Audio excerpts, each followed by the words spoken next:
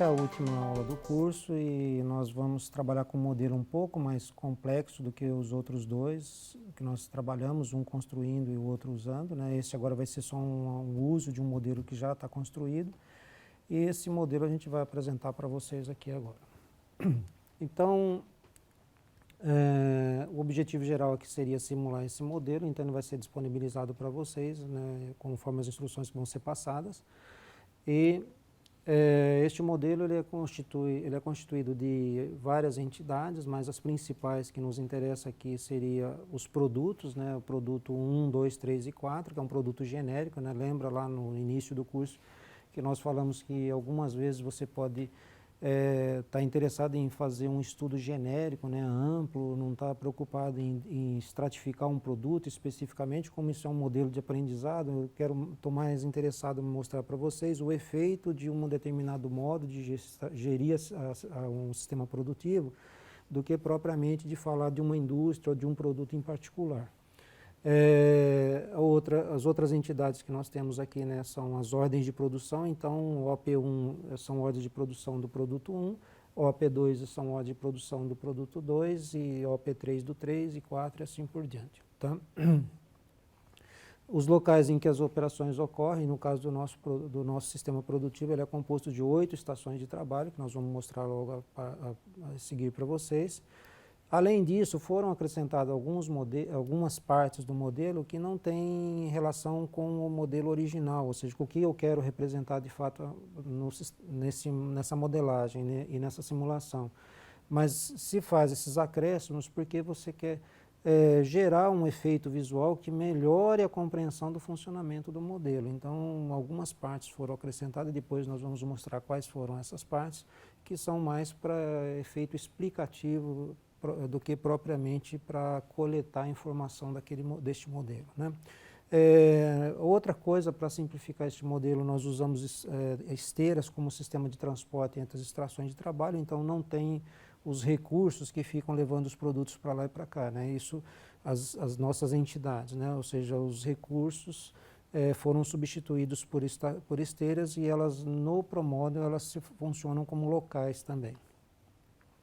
E, basicamente, os elementos de chegada aqui que nos interessam são os pedidos dos produtos e os estoques iniciais. Os pedidos acontecem durante o processo de simulação e os estoques iniciais é só no momento em que a simulação acontece, no início, né? Então, na situação inicial, né, a configuração inicial do nosso modelo é o seguinte, então os produtos têm esses estoques indicados aqui na parte superior. Então, estoque do P1, estoque do P2, estoque do P3, estoque do P4, né? Ou seja, o sistema começa com essas quantidades de produto em estoque. E a outra coisa, o que nós queremos, o que esse modelo quer mostrar? Quer mostrar o seguinte, se eu trabalhar com ponto de pedido de reposição, então quem não souber isso daí, lá no material base tem uma explicação disso, né? Tem um adicional sobre esse assunto. Mas é basicamente a quantidade de produto que, quando o estoque chega nesse valor, eu tenho que pedir fazer uma nova solicitação. Se for um produto que eu comercializo, uma nova reposição para os fornecedores. Se for um produto que eu fabrico, uma nova ordem de produção é emitida. O próximo passo é o seguinte, uma vez que eu cheguei nesse ponto, quanto que eu peço, né?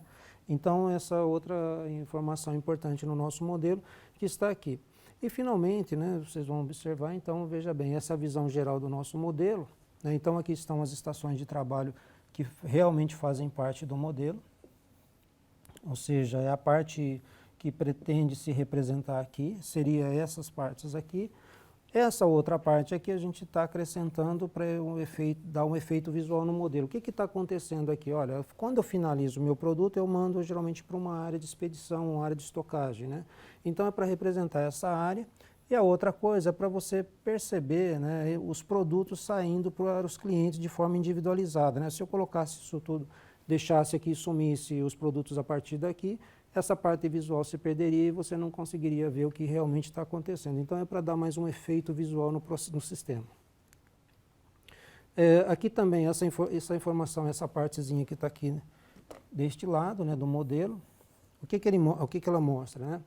Então, ela mostra o estoque físico, que é essa primeira linha, Nós usamos as cores aqui, então essa cor cinza representa P1, a cor vermelha representa o P2, a cor verde representa o produto 3 e a cor azul representa o produto 4. Então, tudo que você vê no modelo com essas cores andando para lá e para cá são partes desses produtos.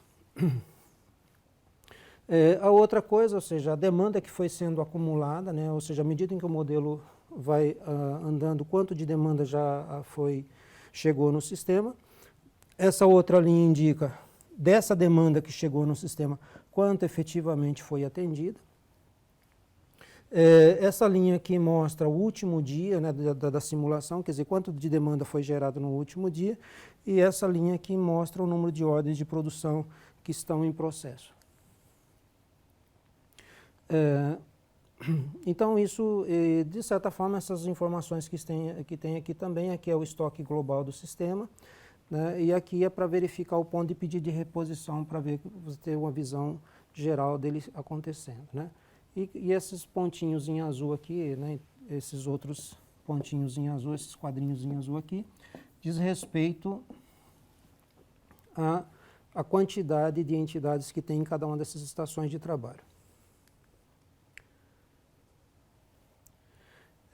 Quando você roda o modelo, vai aparecer isso aqui, né, que é aquilo o slide anterior está dizendo. Então, vai aparecer essa primeira caixa de diálogo, e aqui vocês vão usar o número 1. Por que foi criada essas duas caixas de diálogo? Para mostrar dois outros efeitos que depois não vai dar tempo de apresentar nessa aula aqui, né, durante o curso, mas vocês poderão fazer individualmente se assim quiserem, né? Ou seja, você pode, por exemplo, analisar o seguinte: o que acontece se eu diminuir o lote, por exemplo, se eu passar de número 1 aqui, né, o número 1 é a configuração original do modelo, eu colocar o número 2, que representa o quê? O lote foi dividido ao meio, ou seja, se eu produzia lotes de 1000 unidades, eu passo a produzir lotes de 500 unidades. Isso tem efeito no sistema ou não? Tá? A outra tela, que é essa daqui, leva a um outro problema. O que acontece se eu reduzir o tempo de setup? Né? Ou seja, pela mesma lógica, ou seja, se o tempo de preparação de máquina vai caindo, isso tem algum efeito sobre o sistema ou não? Então, dá para vocês, depois, né, nessa configuração que nós vamos usar aqui, você vai responder um nos dois casos. Mas você pode depois brincar com esses números e ver como o comportamento do modelo muda. O modelo já vem parametrizado para rodar 1935 horas, isso é bastante tempo, isso é equivalente a um ano de produção, né? Ou seja, é como se você estivesse fazendo a sua empresa trabalhar um ano e ver o resultado disso daí. Vai depender muito da velocidade da máquina. Quem tiver máquinas mais modernas, mais potentes, com mais memória, mais capacidade de processamento, né, com processadores mais rápidos, essa tarefa vai ser mais rápida. E quem tiver com máquinas mais lentas, obviamente essa tarefa vai ficar um pouquinho mais demorada.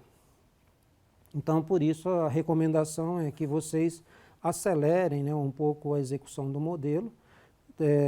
Em algum momento aqui desses slides tem essa indicação, e vocês podem fazer essa aceleração do modelo para reduzir o tempo que você vai esperar para que o modelo rode, né?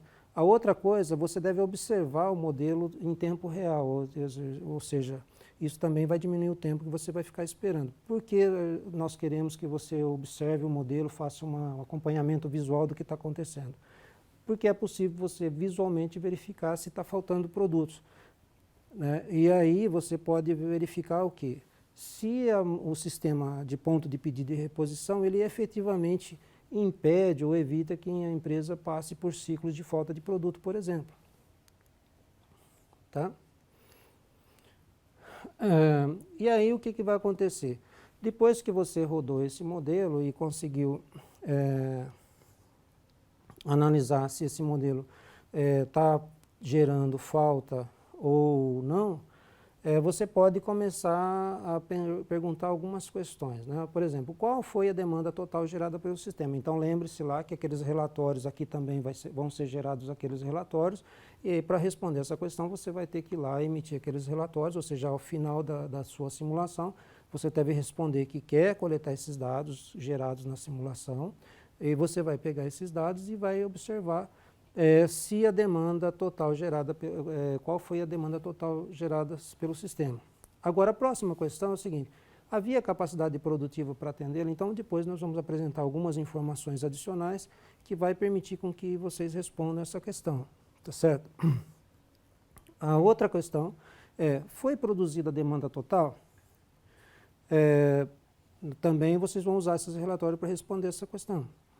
Quanto de fato foi produzido, né, e que conclusão você pode retirar frente a esses dados aqui, né? Ou seja, eu já posso adiantar para vocês que vocês vão observar que vai haver falta de produto, tá certo? E por que acontece falta de produto, se você tem capacidade? Porque a demanda, ela não necessariamente anda casada com a capacidade disponível, né? E como o sistema de ponto de pedido e reposição é um sistema reativo, ou seja, se a demanda aumenta, o ponto de pedido é atingido mais rapidamente. Se a demanda dá uma reduzida, né, você leva mais tempo para atingir o ponto de pedido e reposição, ou seja, a quantidade que vai disparar um processo de compra ou um processo de produção. E o que acontece com essa capacidade não usada neste momento? Ela se perde. Você não consegue recuperar a capacidade que já se foi. Por isso que você vai ter alguns probleminhas, ou seja, você pode ter ciclos de falta de produto, porque pontualmente você não tinha capacidade para atender aquela demanda gerada, mas é uma coisa pontual. Se você tivesse uma capacidade de prever e estocar esses produtos, a capacidade do seu sistema produtivo é suficiente para fazer aquela quantidade. Mas como não houve um estoque de antecipação, não houve uma formação de um estoque de antecipação nesse nosso modelo, o que vai acontecer é que em algum momento vai faltar produto. A outra coisa também que explica isso é que a lógica de processamento das nossas ordens de produção em cada estação de trabalho é a ordem FIFO, né? Ou seja, a ordem mais antiga é a primeira a ser processada. Bom, o que isso quer dizer na prática? Que sendo a ordem mais velha, se é a ordem que efetivamente precisa ser feita ou não, o sistema vai processar essa ordem. Mas às vezes, para efeito de atender uma variação da demanda de um dos outros produtos, o ideal seria fazer uma outra ordem. Mas como a regra de despacho da ordem de produção é essa, e é assim que o sistema se comporta. Ou seja, dependendo de como você toma decisões no sentido de dar sequência às ordens, dar prioridades para as ordens, isso pode afetar o que vai acontecer com o seu sistema. Então, essa modelagenzinha, né, esse trabalho que a gente está fazendo aqui com esse modelo, é basicamente para começar a mostrar para vocês alguma coisa que vocês já viram lá nas outras disciplinas, né, que é o sistema de pedido e reposição, tamanho de lote econômico de produção, essas coisas todas, regras de despacho de ordem de produção, e vocês aqui com esse modelo começam a verificar o que isso gera em sistemas reais, né? Ou seja, se fosse uma situação real, é isso que vai acontecer com você, ou seja, a sua empresa pode estar gastando energia, produzindo alguma coisa que ela tem em estoque e deixando de produzir alguma coisa que está faltando. Então esse é o último item aqui desse slide, né? Ou seja, que a gente está querendo colocar. Então veja bem, a pergunta que nós falamos que dependia de uns dados adicionais, que é se você tinha capacidade. Então aquele modelo foi construído baseado nesses dados aqui. O que essa tabelinha aqui está mostrando? Né? Que informação, que dados ela nos traz? Ela traz o tempo de processamento que é para fazer uma unidade de cada produto em cada estação de trabalho. Então, por exemplo, esse tempo aqui, ó, esse tempo 04, indica o seguinte, que na máquina 1, para você fazer uma unidade deste produto, você leva 0,4 minutos. E a mesma coisa relacionada com esses tempos. Aqui nesse caso específico, né, nesses 3 casos específicos, indica que o produto 1 não é processado naquelas máquinas.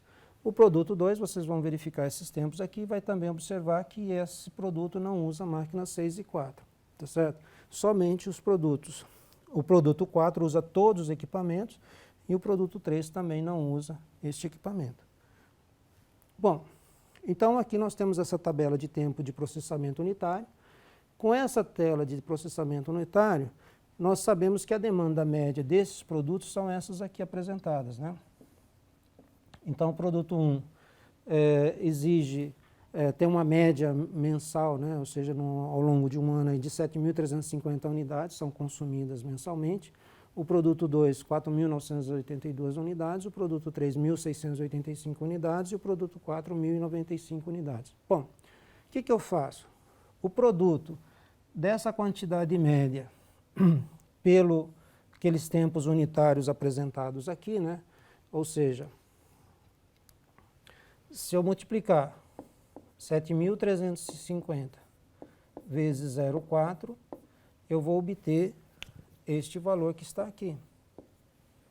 Então, se eu faço isso para todos os equipamentos e todos os produtos, eu vou ter uma tabela que vai me gerar a demanda de tempo de trabalho, ou seja, eu preciso de ter essa quantidade de tempo disponível ao longo de um mês para que seja possível executar essas tarefas aqui. Aí a questão é o seguinte, para disponibilizar esse tempo, quantos equipamentos eu preciso ter? Então esse cálculo é feito aqui nessa parte, né? Ou seja, então vou precisar de um equipamento deste, de um deste e assim por diante. Né? Ou seja, na verdade, os cálculos indicam esse valor aqui, ó. Tá certo? Eu arredondo para o próximo inteiro. Por quê? Porque ou seja, primeiro não tem como eu adquirir uma fração de um equipamento, né? Ou seja, o equipamento é inteiro. Então, primeiro por isso. E se for, você fala assim, mas tem a possibilidade de ser, por exemplo, 1,8. O que significa? Que eu adquiri eu tenho mas eu preciso de 0,8 de mais um equipamento, uma 80% da capacidade de um segundo. Então, se eu adquirir só obviamente que 80% de capacidade não vai estar disponível, eu não consigo fazer o que precisa ser feito. A empresa real é essa daqui, ó. Observem que ela atende todas as necessidades de capacidade. Então, a pergunta que nós tínhamos feito aqui anteriormente, né? Havia capacidade produtiva para atender? A resposta é sim, havia. Então, por que falta o produto? Por aqueles motivos que eu apresentei para vocês. Ou seja, embora tenha capacidade, as flutuações de demanda são de tal ordem que, ou momentaneamente, ou por um pico de demanda, né, você acaba não conseguindo gerar aquela produção que você deveria ter feito. E a outra coisa é que também, pelo próprio processo da dinâmica das ordens de produção no sistema de produção, ele faz com que algumas vezes você esteja processando aquilo que não é necessário e deixando de fazer aquilo que é necessário. Bom, então a ideia deste modelo foi permitir vocês testar, né, a regra de ponto de pedido de reposição como um sistema, uma lógica de reposição de produtos, né, no caso seja esse produto produzido ou adquirido. E aqui a gente encerra então o curso, né, e vocês podem, como o modelo está pronto, foi passado para vocês, vocês podem usar o modelo, fazer mais mudanças e análises em cima daquilo que está disponível para vocês. Então, com isso, nós esperamos ter cumprido o objetivo desse curso, né, que foi, primeiro, apresentar alguns conceitos chaves relacionados com jogos, né, definição do que é um jogo, etc. Para que o jogo é utilizado. Depois, usar os jogos e experimentar a lógica, né, de aprender baseado com o jogo. Então, vocês vão perceber que, ao invés dos conteúdos aparecer de forma sequencial, como o professor apresenta na sala de aula, com o jogo você começa a usar várias coisas ao mesmo tempo. Então, você começa, por exemplo, a falar de demanda, falar de preço, falar de investimento em divulgação, falar de gosto do consumidor. Quer dizer, todos esses elementos, às vezes, são tratados em disciplinas diferentes e aparecem de forma integrada. Então, é para mostrar, ou seja, o jogo dá essa capacidade de você abordar diversos assuntos no mesmo elemento. Segunda coisa, com os jogos a gente aprendeu alguns elementos, alguns conceitos de gestão de empresas, né? Se você tivesse que fazer isso de forma prática, né, dificilmente você iria ter permissão de uma empresa para ser o gerente dela, né? Então, você pode, no máximo, ter acesso para acompanhar o trabalho de um gerente, mas não atuar como. Então, o jogo também permite que você provê experiências que o mundo real às vezes não permite. Então é isso, eu agradeço a companhia de todos vocês.